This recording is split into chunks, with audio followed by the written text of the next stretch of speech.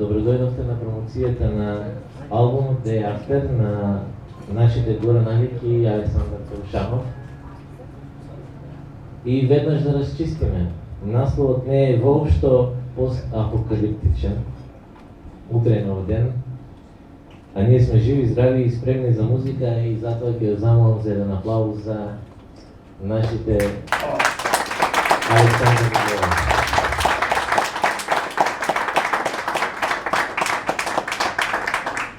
Само да напоменам, оваа дружба е дел од ОФ програмата на Jazz Stream Festival во сегментот Jazz и Jazz. А искам да ви кажам, кога го слушав албумот, кој има немам зашто луѓето, зашто другариве чувале љубоморно повеќе години во нивните музички визби, без да направат промоција и без да го обидат. Ама веројатно ќе ги прашаме, па ќе ни кажат и за тоа нешто. Турното наследство, композициите Day After и Сервес Донка стојат како две ноти кои избегале вон петолинијето на модерната джез естетика. Иако едната тера лична филозофија, другата прави тотална деконструкција на фолклорот, двете заедно докажуваат дека джезот е најмокното оружје кога зборовите ќе заглаваат. Момци, прво и најважно, кој ве подкажал на американците? Колку пари ви префрлија на сметките и дали воопшто бевте свесни каква рецензија ви напишале?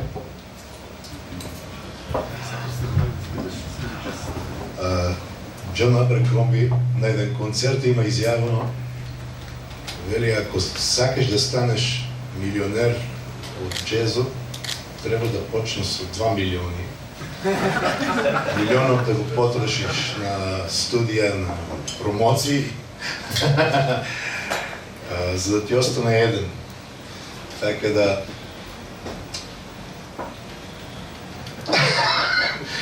Ете, толку се парите од джезот.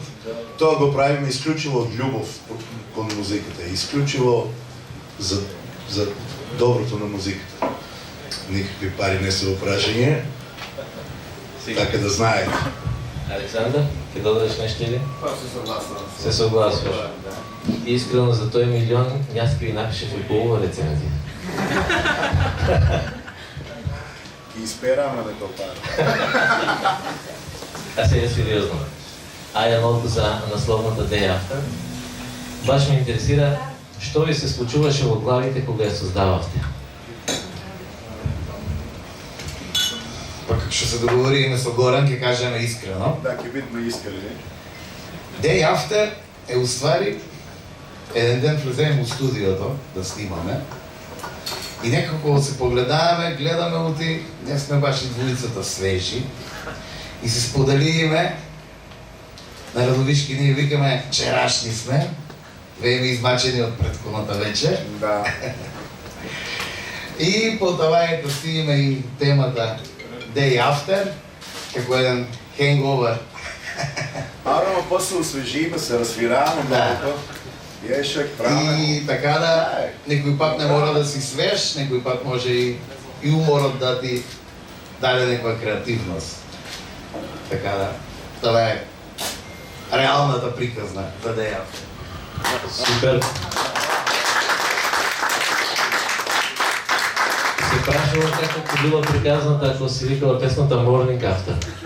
Образа ќе е била секса. Добро. Која беше главната финта и тајната состојка на целиот овој проект? Што ве спои, што ве инспирира, што ве поттикна да се соберете и да правите албум? Овака, ние се дружаме и на академијата, заедно завршиме, скоро дипломираваме еден со друг и нормално си. Разговорот водеше на там да седнаме и да направиме нешто што ќе остане. Да си посвиреме. Да, да си посвириме и тие дружби, ете, од тие дружби, од тие джемови произлезе еден материјал кој за среќа денес го гледа светлото на денот. Го снимивме 2018 година, ама благодарение на Jazz Stream фестивалот видовме една можност да овој материјал го промовираме и го доближиме до публиката која сака джез и која сака гитари. И голема благодарност до организацијата на Jazz Stream фестивалот, до идејата да се промовира оваков вид музика. Гледаме дека веќе градот овие денови се оживеа со тие вечери и на Националниот джез фестивал и на концертите, новие презентации, на презентациите на интервјуите, на книгите и на сите работи кои произлегуваат од овој фестивал. Големо благодарам, да сте здрави и живи. Благодарам на вас.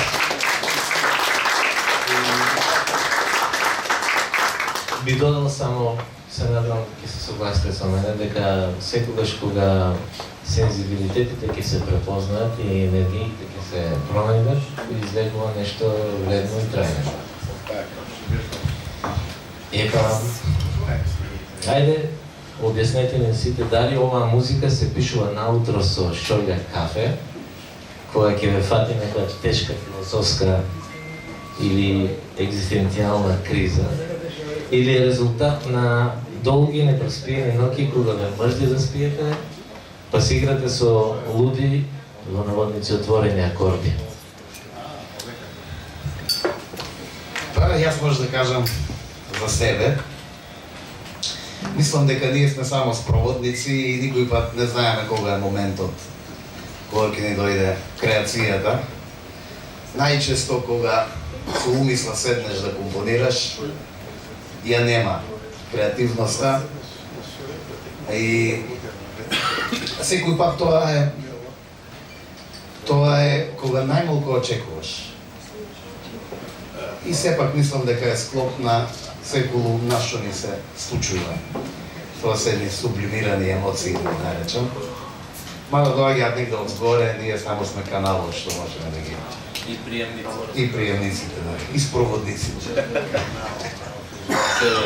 Горе, ќе додеш нешто од таа смисла? Тоа е.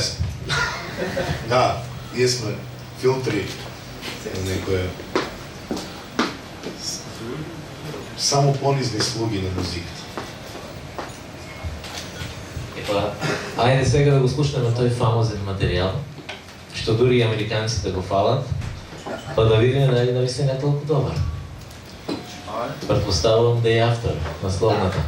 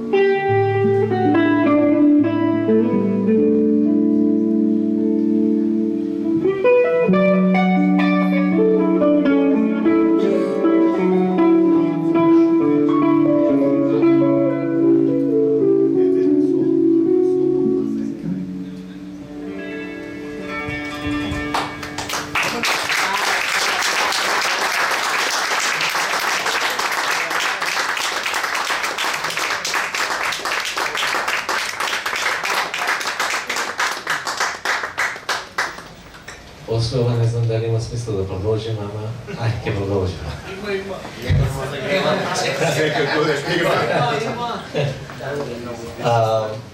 Продолжуваме со распитот.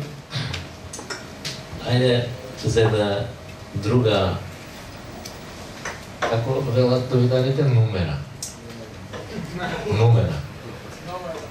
Сервес Донка. Како успеавте толку убаво и мајсторски да ја настурите и повторно потоа да ја склопите малку?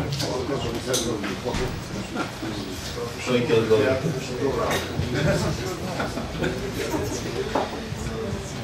Па, Сервес Донка мислам оти случајно ја пробајаме. Сервес Донка почна да одговара на 4 четвртини. Што е чудно малку, искаше и мелодитално. И некако залепини со Горанта, да?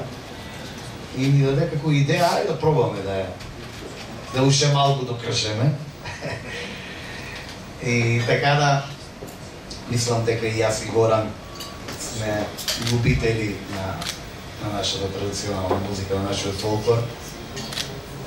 И самата мелодија и самите ритмови ни даваат една друга димензија и се баш интересни за да си играме со нив. И мислам дека тоа на луѓето што не се од тука, тие ритмови малку ги изгледат многу чудни. Не можат баш да ги доловат, а на нас това ни у гено дури не ни броеме кога свиреме. Ги чувствуваме и баш заради това ја направиме за американците да се чудат што направиме. Да, за това се толку пари. Да, тука веќе. Да. Како и сите номери што ги снимавме на албумот, излега од џет-сет. Меѓуседна музичка интеракција меѓу нас двајцата. Така беше и со Сервес Донка.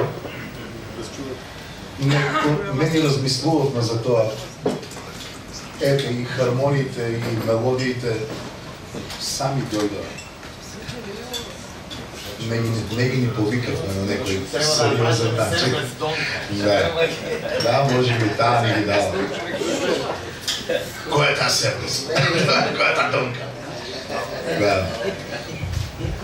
Добро, сите знаеме Сервес Донка на памет во оригинал, нели? Но вие малку ја разубавивте, ја направивте македонка. Субора насмеха. Сега едно прашање што оди со вас понатаму, значи дали не ви беше страв дека некој постарчичко, некој културно-уметничко друштво ќе ве брка затоа што сте си играли со традицијата, со фолклорот, или пак може би бевте сигурни дека Донка ќе биде супер модерна джез дама? Искрено не размислиме за това. Надевам се дека тоа што е направено од љубов и од кејф, мислам дека ќе се допадне на сите. Ако има критика, значи добро е, значи. Да, значи некој не слушнал. Иначе што ќе му кажеме дека наредниот пат има изнервирано, не? И така да супер ако има. Да, мислам тие познава се темата. Ај кај чуеме па ќе кажат и други. Супер, ама ајде да ми кажете кој од вас двајца е дежурниот виновник за луди експерименти? Кој прв поттикнува, ај така нешто качено да го направиме и беше?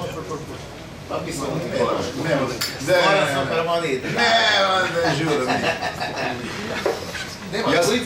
Јас и тоа го кажав дека тоа е заедничка интеракција меѓу нас двајца и Да, моментално, кој как се сеќа така.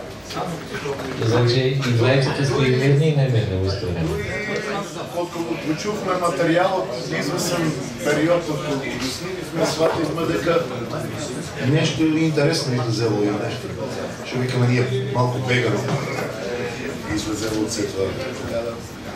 Епа, ајде да видиме сега од американците, британците разбораме за Сервес Донка и во All About Jazz, односно во Jazz Journal, напишале нешто вака.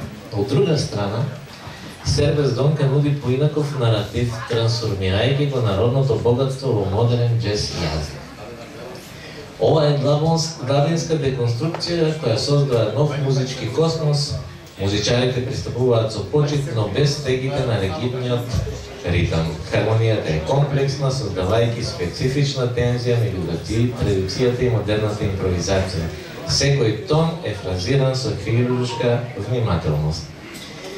Се надам дека ви се допадна колку го напишете британците, јас ништо не разбрав. Јас знам кој го напише. Британец, ама... Може да предпоставам. Добро. Ајде сега искрено кажете за кого е скроен албумов. Дали го правевте за хардкор джезери, кои што под лупа ќе ви ја анализираат секоја нота, или за обичен човек кој се враќа преморен од работа и сака само да пушти нешто што ќе му го релаксира и ќе му го изчисти мозокот? Па не. Албумот го направивме лично за нас двајцата. Први да ни се допадне на нас, а мислам дека и тоа е суштината. Ако ни се, допаѓа на нас и имаше некои теми што ги свиревме по многу тейкови и додека не ни залепе на нас. Интересно е што материјалот е сниман пред 7-8 години и кога го слушнав сега скоро, оти доста време, знаеш, си гледало, баш и со Горен го искоментираваме тоа, како демек ние ли свиреме, знаеш, минало време и... Така да мислам, немаме целна публика за да го пласираме, туку лично за нас. Ти додадеш нешто? Тоа е тоа. Епа добро, ајде сега малку ме душите и да слушаме нешто. Да оставиме на инструментите да зборуваат. Што ќе слушаме? Сербез Донка? Ајде.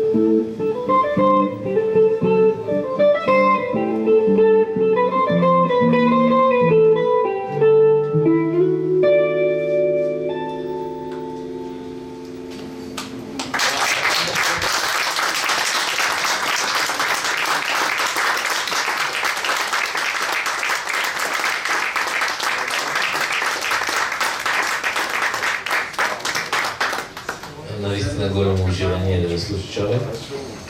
На албумот имате и преработки на познати светски джез стандарди, кои автори решивте да ги преслушате по ваше и како падна договорот кои песни да влезат во потесниот круг. Не сакам да прашам дали лета пердуе во студијата или... Не, мислам оти вежбајќи композиции, најчесто нешто кога ќе му се допадне на еден од нас, прокоментира ај таа тема да ја пробаме. И најчесто мислам дека беше така. Сепак минаа 7-8 години и точно не можам да се сеќавам на деталите. Ама беа теми што ни се допаѓаа на двајцата. И си ги даваме како домашно, ај за домашно ќе си дадеме. Слушај таа. Поидеме у студиото. Да, он каже. И заглавяме. Јас кажеме, знаеш. Да, немаше некоја селекција на... Лесно се договараме. Да, лесно се договараме. Иначе се гледаме теми што стварно е на двајцата знаеш. Да, што ни се интересни и за свирење, да. И за импровизација. Да, тај беше начинот на кој одмина. Супер. Која е она една песна од албумот, ама само една, за која гарантирате дека која пуштиме во вистинскиот момент, дефинитивно ќе направи некоја филмска магија кај нас слушателите? Тоа е многу тешко прашање, прво ние не можеме да одговориме на тоа. Тоа оној што сака да го преслуша албумот и да чуе што има внатре и да си направи своја фантазија и да си направи свој филм. Тоа значи и сме постигнали нешто со проект. А која вас тогаш, ако не на слушателите, ви прави филмска магија? Па што знам, јас ќе избрам Солар, мислам оти. Солар на малу заедница. Композициите што е по најфрија од свираваме. А и самото име Солар има тежина и... Без пана. Без пана. Не произведен. Добро. Привршувам уште едно-две прашања. Само да ја прашам дали сте го доживееле оној победнички момент кога некој што воопшто не поднесува джез ќе ве слушне и ќе каже: "Еј, па ова нешто многу добро." Го имате да живеете? Секој. Посебно овие дени додека трае джез фестивалот се случуваат точно баш тие некој што нема, како да кажем, джезот е малку слабо, ама дојде, чуе и привлече. Тоа е магијата на музиката.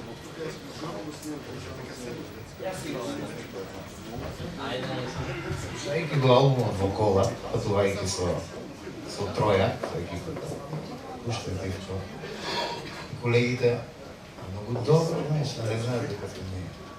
Така да мислам по-големо признание за тоа. Нема. Да, мисле дека слушат некои светски гитаристи.